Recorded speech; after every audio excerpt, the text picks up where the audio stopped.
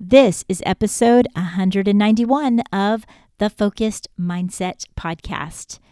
Today, you get to listen in on a conversation that I had with Dr. Sarah Kirk. Dr. Sarah Kirk is the owner of Yoga for Classrooms, and she's also an ASCA certified trainer. Now, Sarah Kirk is known on Instagram and her other social media as Counselor Kirk. And so if you're a school counselor, you probably know exactly who I'm talking about. She's been teaching and training at so many different workshops at conferences and online, and she's popping up quite frequently on the amazing trainings that ASCA provides. I saw her speak at the California Association of School Counselor Conference, and her energy is infectious. I can't wait to meet up with her again when we're both at the ASCA conference in July, but now I got to snag just a little bit of her time in between all of her travels and the things that she's doing to talk about how kids learn and the best way to meet them where they're at. This is such an enriching conversation that I had to split it up into a part A and a part B. This time we're talking about MTSS. Next time we're talking about yoga. So let's get going.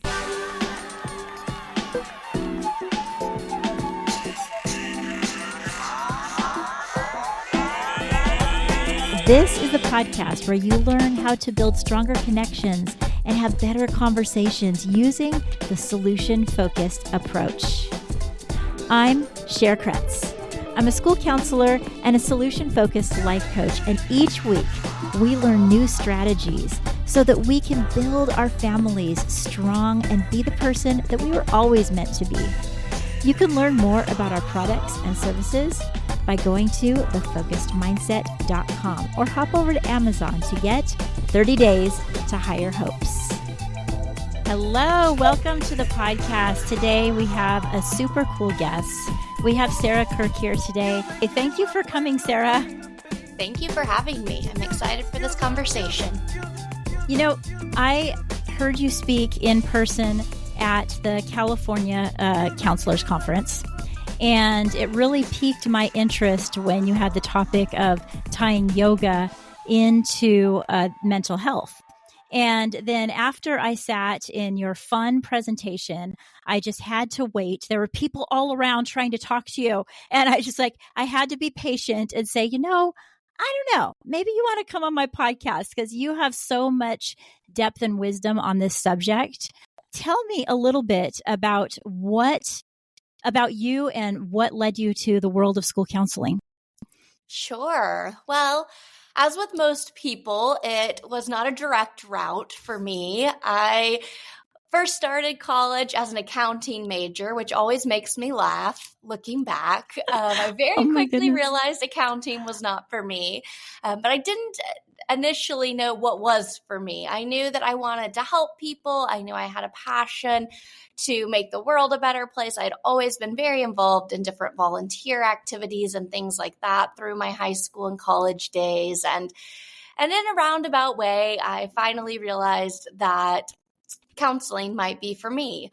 I was one of those that grew up with a dad who was an educator, and so even as I decided on counseling, I said no way to school counseling because never was I ever going to be just like my parents. And then, things happen and I did become a school counselor. And in hindsight, my dad's one of my favorite people, my biggest supporter, my role model. It's not that surprising that I did follow in his footsteps to some extent.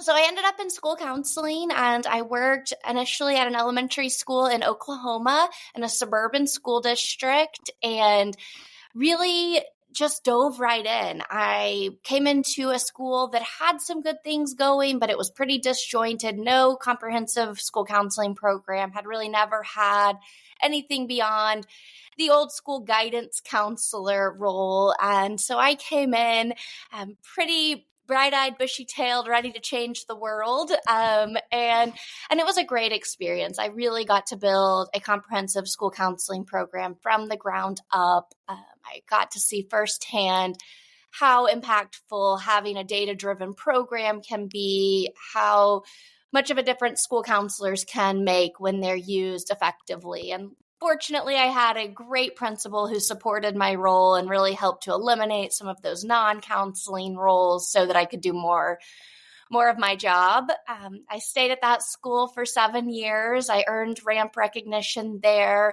and was really proud of everything we built. But being the go-getter I am, I was ready to continue learning. And so I decided to change routes a bit and go to an urban school district just to have a different type of setting, different population, and just wanted to do what I could to create comprehensive school counseling there as well. And so I had that opportunity. And then not planned, but very fortunately, I had the opportunity to work at the state level in Oklahoma. And in that role, I really got to help build comprehensive school counseling programs across the state. We wrote a comprehensive school counseling framework, and that really solidified my love for helping not just school counselors, but all educators build stronger systems, and the importance of trying to build a strong foundation at the beginning instead of spinning our wheels and constantly feeling like, oh my goodness, what did I even do at the end of the day? And so through that state level role, I really got to help all types of educators build those strong systems through MTSS, PBIS, trauma-informed practices, and kind of all of the above. And then fast forward to now, and I have moved to California, so we're neighbors now. Welcome. Yes. And I'm just loving it. I just finished my PhD, so I'm starting some adjunct work. I'm also now the owner of Yoga for Classrooms, which is a company that really works to bring yoga and mindfulness school-wide to schools across the nation. It's a company that's been in business since 2007, but I just recently took on ownership. And so that's been a fun challenge and transition. And what else do I do? Oh, and then I do I continue to train and consult with educators across the nation, just like I said, to help us build systems. So I've kind of been in a little bit of a lot of things, but my heart just loves school counseling. I am a school counselor through and through. Well, it's interesting because I didn't realize that you had a passion before the yoga and that kind of thing in creating a system. And very early on, way back in my career, I started as a Head Start teacher. And I tell a little story about the simplest of things that taught me about that is the cleanup time. As it was cleanup time, I had a veteran teacher next to me that would pretty much sing our traditional cleanup song, but basically the kids would run around and sing the song and then just wait to go outside, and the aide would be stuck inside doing all the cleaning. And it took me weeks I just was like, I can't figure out why that's a good idea. So I spent time playing that song and teaching the kids and then encouraging them saying, oh, I see that so-and-so's picking up the blocks. Oh, I see that. And it took me longer. And the teacher came over and said, you're just wasting time. That's why we have an aide. It was cutting into my aide's break time. So learning teaching those little tiny 4-year-olds the process of cleaning up that classroom saved me time later, because once they learned it, they would quickly clean the classroom, line up, and we'd be outside before the other class. So I feel as though us having a system saves us time and really mental anguish. I don't know if you could speak on that, but is there something you've seen in that same regard of how us having systems in our classrooms, in our programs as counselors, and even in our family helps out with that?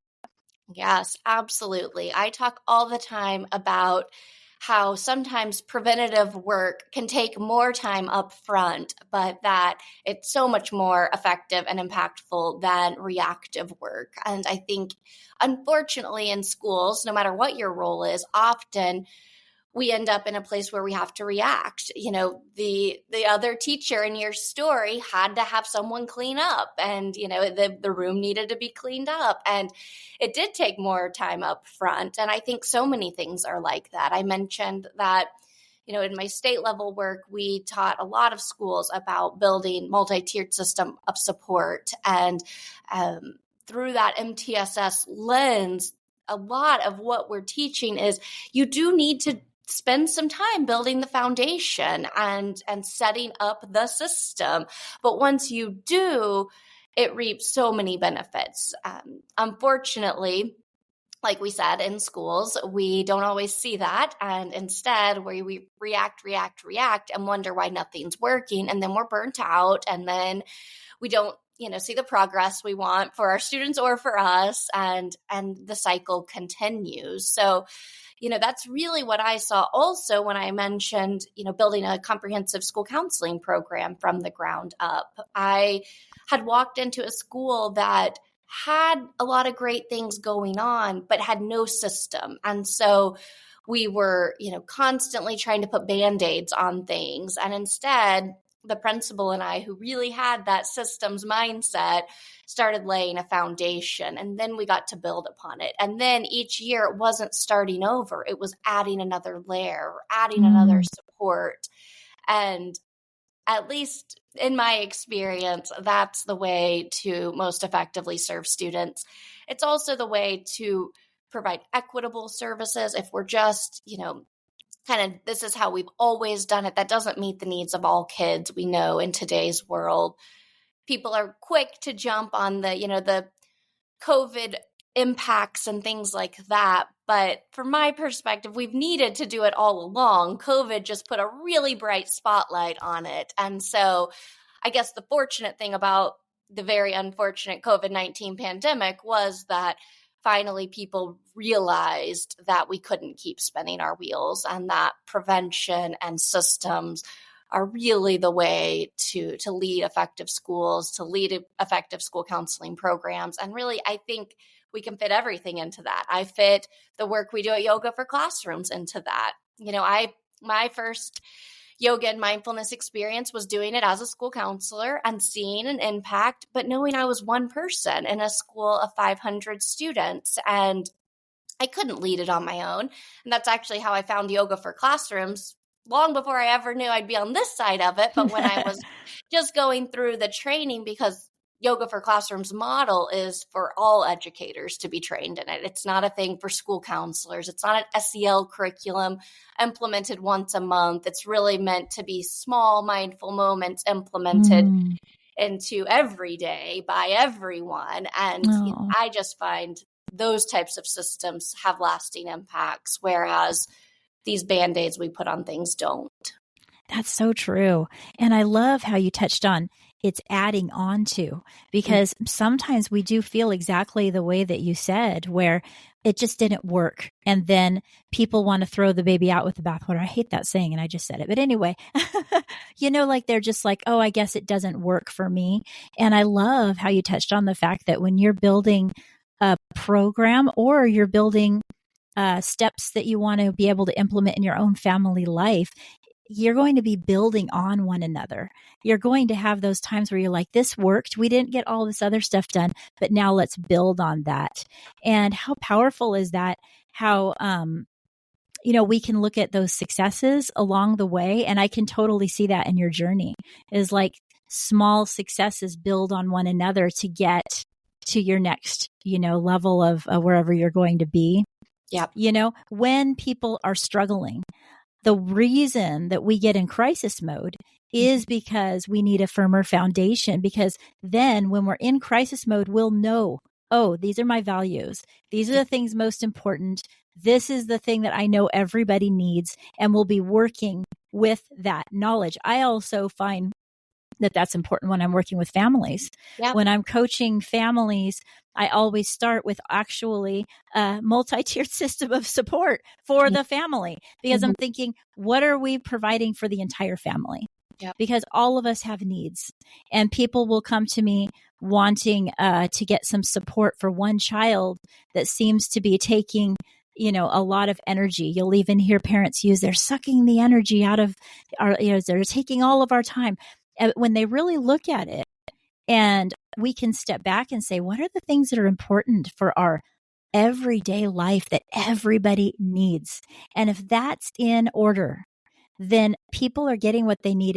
And it will be a lot more understandable when we're saying, well, this person's getting all of this and some of this. And sometimes they're going to step up to being the one that we're focusing on the most because that's where the need is. So Yep. I have also done had conversations with caregivers. We did a presentation once about what MTSS looks like at home, and exactly what you said. We talked about how, ideally what I like to do, an activity I do with all sorts of people is, look at that triangle and, like I said, divide it into three and then write everything you're doing at that foundational level. So with caregivers, are you eating meals together as a family? Are you giving everyone time to have voice and choice? Are you going to bed on time? Are you adding routine as much as possible? All those things that are good for everyone, but we forget. And then, like you said, families or whoever get into crisis mode and they want to figure out a tier 2 or a tier 3 fix. But so often the fix needs to be in tier 1. We can get intensive therapy for the child who's struggling. We can use, punitive practices. We can do all these things that we, kind of society tells us, oh, if a kid is struggling, that's what we need to do. But I've just found so often that when we go back and really think about what preventative pieces are in place, we're going, to be able to solve so many problems. And to even, that kind of simplifies it, I think, in a way that people tend to really grasp onto. And, as at an even simpler level, tier 1 is all about building that relationship. And that's true with students. That's true with kids at home.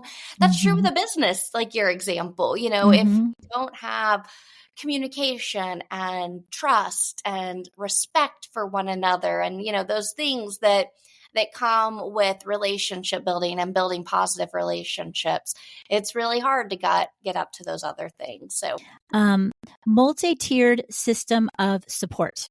Now, you and I, that's our language. But why don't you, just for those that aren't, why don't you explain what that means? Sure. So, there's lots of opinions out there, lots of definitions, lots of training programs.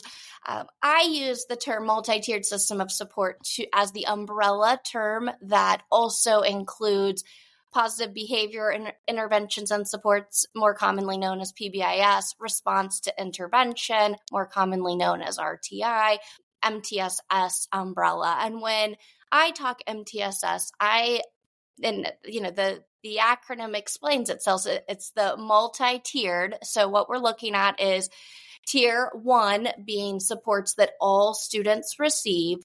Tier 2 being supports that some students receive that did not meet that tier 1 did not meet their needs. And then tier 3 being that top tier, which is the more intensive tier to help students that needs were not met in tier 2. So with kind of that triangle in mind, you can put academics into that, you can put behavior into that, you can put mental health into that, you can put social emotional learning into that.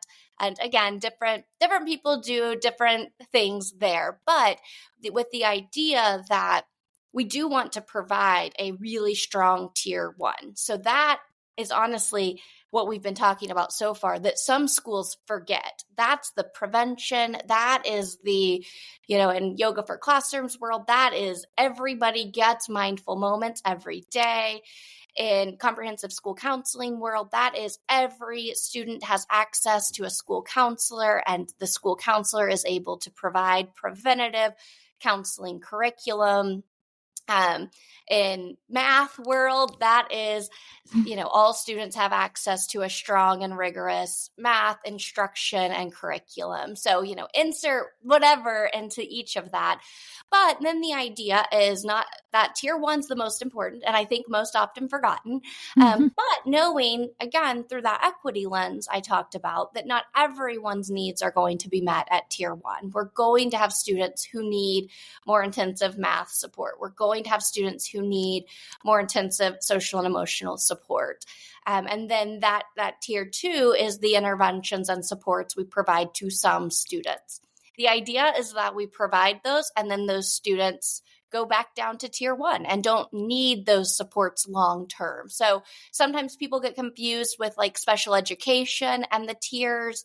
We're not meaning that we're labeling students as needing those long-term special education supports at tier 2.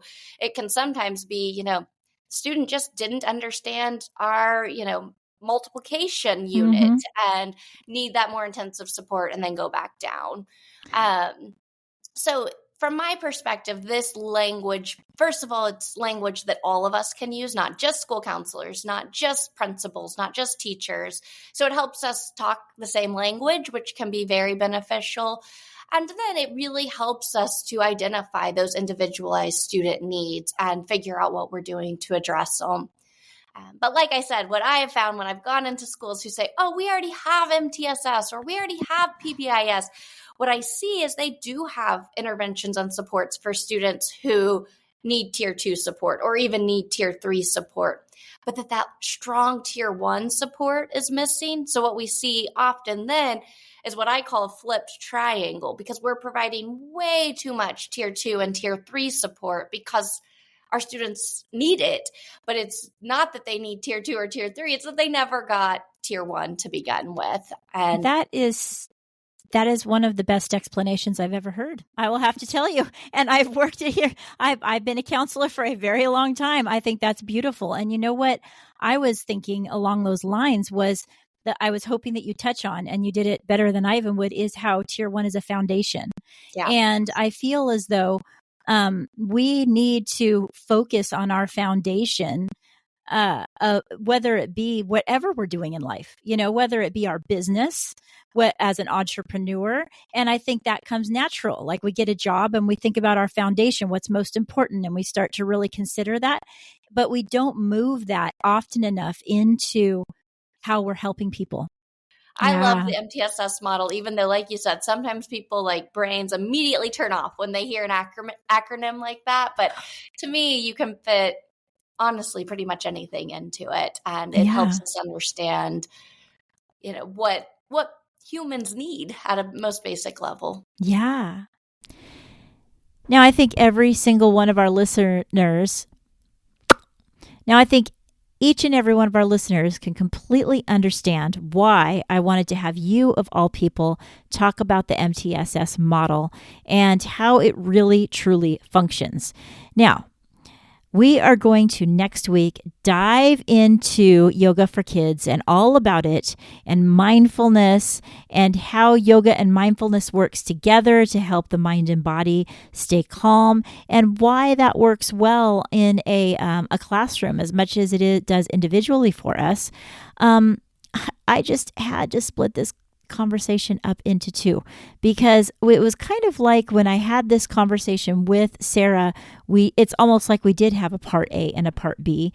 And I think it's important for us to be able to truly digest everything that we have learned here today. Now, if you are an educator, I feel like you now will walk away always completely understanding, especially from a counselor's perspective, why we talk about the tier 1, the tier 2, the tier 3, and how they all work together. If that's the reason that you joined us today, please let me know at share at The Focused Mindset what you got from this, what you learned. We can have further discussion. You can definitely reach out and talk to me about it. And it's just all kind of like the world that the school counselors are all living in right now. We're learning more and more about it. And speaking of the world that we're living in right now, I did a talk on communication, and I did it on the big TEDx stage recently, and it is live, as you guys know.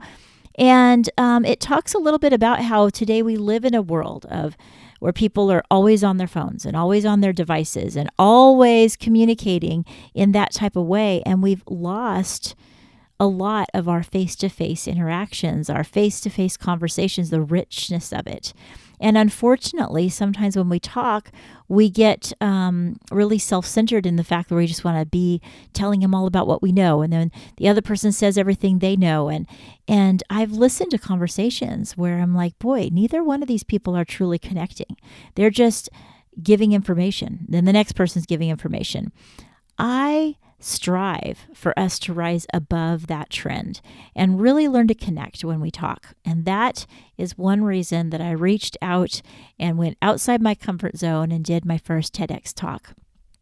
Maybe there'll be more in the future, but this foundational one will really give you a training ground for how to have solution-focused conversations in a casual setting.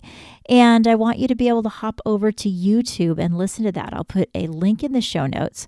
All you have to do is look up How to Lead with Hope, Solution-Focused Conversation Navigation by me, Cher Kretz. And there'll be a training to come that you will, of course, all be the first to hear about. And next week, we're going to learn all about how we can bring mindfulness into our life and into our classrooms successfully. All right, time for us to get going. Until next time, live solution focused. Before you go, don't forget to check the show notes where I'm going to leave the links to my social media and the different places you can find me. And I want to invite you to be a part of my email community. It's absolutely free, and this year I'm doing so much writing and so much reflecting, and I want to send things directly to you. I send the special notes to my email community, and you can email me right back. You have a direct line to ask me questions without any barriers of a website or anything. Check the show notes for that link, or go to thefocusedmindset.com. And if you click on getting the journal prompts, you also automatically are able to be a part of my community. And if you're interested in supporting this program, there's 3 ways to do it. 1, make sure you're following this program so it comes up as one of your favorites. 2, share it either on your social media or with someone you love straight to their email. And the 3rd is to leave a review, and I love reading those. By supporting this program, we're helping people be solution focused. See you next week.